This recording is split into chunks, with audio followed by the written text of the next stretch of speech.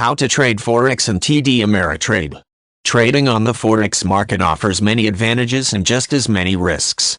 A complete knowledge of how to trade the Forex will maximize profit potential and reduce risk appreciably. Investors can create opportunities for profit with the large amount of leverage they are able to create, and the Forex becomes a very lucrative opportunity.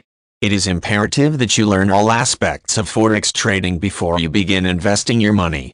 Traders who fail to do so are much more likely to experience significant losses. Trading on the market is done in quotes. These quotes indicate the rate of exchange between two varied currencies. For an example, we'll use currency A and B. Quotes will in general look something like this: AB 937021 937027. Interpreting this is really not as difficult as it seems.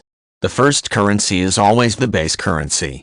This means that if you sell currency A, you will get 93.7027 of currency B. However, buying currency A will cost you 93.7021.